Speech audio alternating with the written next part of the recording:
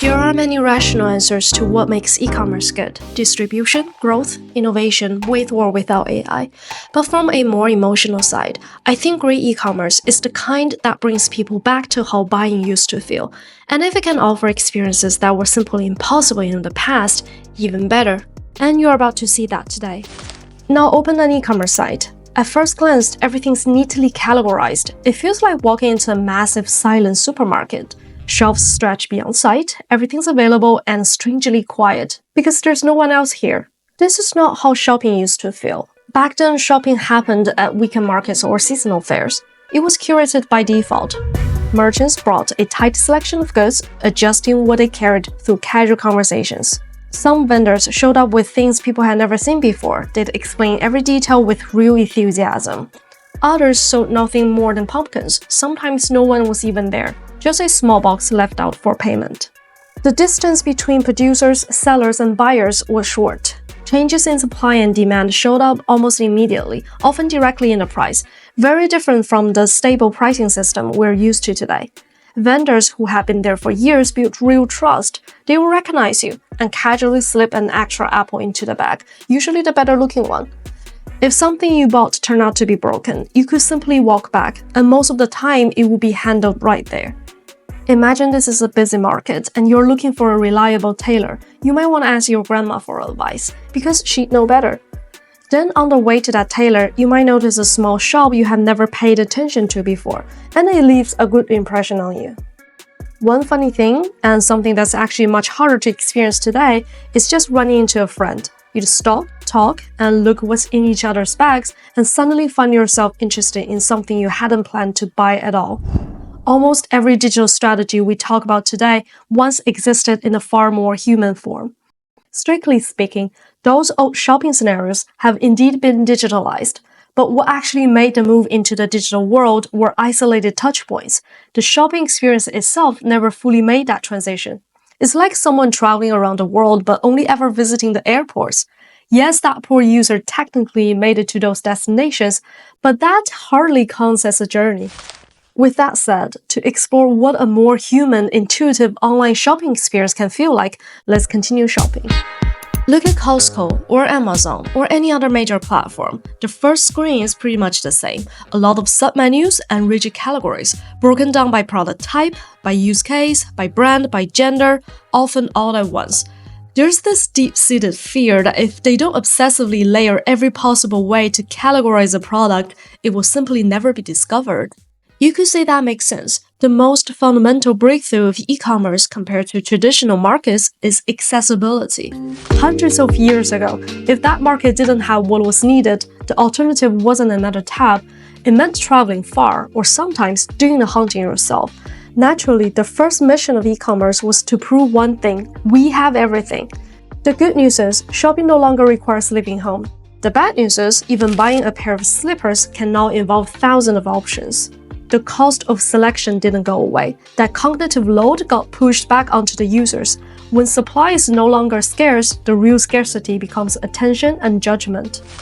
Look at these listings. When selling more or less the same products, a standardized product profile is no longer enough to capture attention or help users to make a choice. Now open Zalando. Beyond the standard product page, they have integrated creator-led content to lower the friction of fashion decisions, to build trust and inspiration. Then look at eBay. They have been leaning into live commerce, and it works particularly well for non-standard products or things people aren't so familiar with. The strategic direction is clear. The value of an e-commerce platform today is no longer measured by the volume of products. It's measured by how much uncertainty it filters out for users. But still, let's go back for a moment. Those influencers are pretty far from the kind of digital grandmas users need. There's no shared context, no relationship, no history. What's presented as a recommendation is really just paid exposure, and when that exposure is driven purely by marketing spend, it tends to be short-lived with questionable ROI. Now let's look somewhere else. Some sneakers. What appears isn't just a product profile page, but a dense mix of usage scenarios. There's organic UGC, platform-curated UGC, commercial influencer content, deep dive video reviews, and more. All of it layered together as social proof, offering a second opinion. From a psychology and behavior economics standpoint, second opinion helps risk hedging and social validation. The more ambiguous or high-stake a decision is, the more critical that second opinion becomes. Compared to that multi-layered social proof system, once that's just as noisy as a physical market, this is simply exchanging cash for clout. Then about that live commerce, the gut reaction is often negative. People think of late-night infomercials, clearance sales, impulse buying, sometimes poor quality. But if we look past those biases, the format itself is actually the closest digital equivalent to the old village market. A merchant telling a story, a crowd gathering, and real-time back-and-forth Q&As. And just like that old market, it doesn't guarantee a sale, it guarantees presence, a sense of realness. So a great live commerce experience isn't a loud performance, it's a public transaction happening in real time. For a platform to benefit from this, three things must align. First, product that actually fit the format. Second, UX and UI design that foster multi-way conversations. Third, payment methods that match the product. A fascinating case, 4 closed properties are auctioned via live commerce, streamed directly from murder houses, walking users through safety concerns and real living conditions. Isn't that just inspiring? Okay, moving on. Let's look at 2 other platforms operating at the edge of e-commerce, TripAdvisor and DP. Both shape demands and direct transactions without fully owning the checkout. Open TripAdvisor and search for New York, then open DP and look at Shanghai.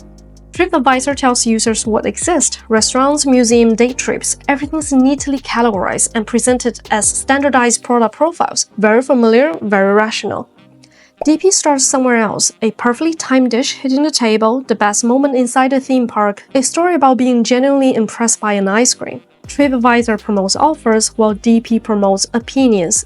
As we can see, telling people what is available and shaping what they want are 2 very different approaches. Compared to traditional e-commerce, platforms like these invest much more heavily in the psychological phase before purchase, those early moments of interest, curiosity, and desire. At the same time, they pull as much as what normally happens on social media into their own controlled platforms, where behaviors can be shaped and measured. This is content marketing done right, and here's why. In early e-commerce, this kind of approach was the most natural choice, but very little of it truly leveraged what digital system could do beyond physical marketplaces. A physical market has 1 or 2 entrants, a fixed layout, stalls stay where they are, and paths are predefined. A digital marketplace has no such constraints. It can, in theory, give 1,000 users 1,000 different ways to discover products. That's the real gap. It's the same gap that separates this TikTok from earlier content platforms. Now, what really makes TikTok very unique and very different is the whole discovery engine behind this. Before TikTok's feed, few people imagined that an algorithm could be so engaging, almost addictive. That's the power of personalization when it's treated as a strategy, not just a feature tucked into the corner of a page. This makes content marketing the real deal, and yet most e-commerce platforms still use that in a very primitive way. These platforms need to realize that scale is not digital superpower. Adaptability is. It's about using algorithms to restructure the entire information flow, letting preparatory content do the marketing, and actively reallocating user attention in ways physical markets never could. Look back at this product. It has structured categories. Those handle rational needs, and they don't need to dominate the interface. Users will find them when they're ready. The content layer answers emotional questions. It helps people make decisions and trigger new demand, effectively closing the decision demand loop that I have talked about in the previous video. Up to this point, we have mostly been browsing. We haven't really touched the 3 core pillars of online shopping yet. So let's actually buy something. There are plenty of photos, and maybe try them on with AR. Now I have questions. How many colors does the removable swoosh come in? Most platforms don't even bother to mention that. And if they get wet, will they leave watermarks?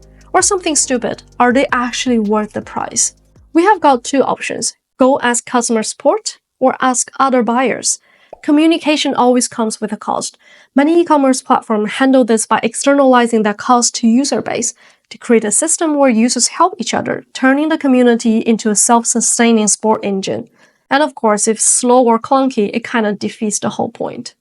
Alright, everything looks good, let's place the order. Many platforms use dynamic pricing. In this case, I didn't just pick a single vendor, I was interacting with a system that aggregates all of them. What's shown by default is the lowest available price across sellers, and when multiple offers land at the same price, the platform decides the order based on a set of internal rules. Slow-moving items gradually get cheaper, high-demand items move in the opposite direction. This is the same supply and demand logic from old markets, just fully automated. I'm not arguing that this is a better pricing model. Just like live commerce, it only works when paired with the right business model and product categories. Take the 2026 World Cup, for example. It's the first time FIFA has introduced dynamic pricing at this scale. As a fan, I absolutely hate it. Dynamic pricing doesn't care what jersey you have worn since you were a kid, money over loyalty. But as a digital strategist, of course, took them long enough. Anyways, let's pay the bill. If it feels too expensive, we can make an offer and see if any sellers are willing to take it. Flexibility, just like an old market. Now we have closed the deal, let's wait for the delivery. In that market we're familiar with, trust used to come naturally. If something went wrong, go back. E-commerce has to recreate that sense of safety in a very different way. Free shipping, free returns, and I have seen extended no question asked 100-day return windows. These platforms know the cost of high returns better than anyone, yet they offer them to erase any hint of consumer hesitation.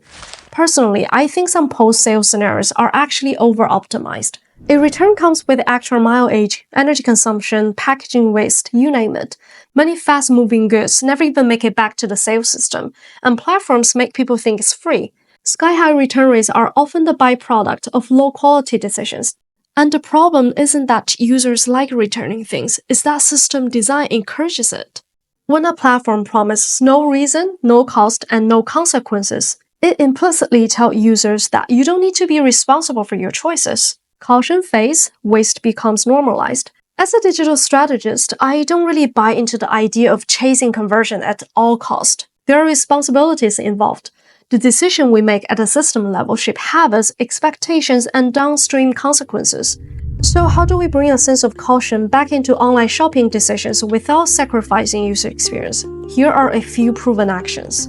1. Not just to trigger impulse, but to provide the clarity needed to make the right decision. 2. Layered return policies that tie to long-term, trust-based user profiles beyond simple membership tiers. 3. This one should speak for itself.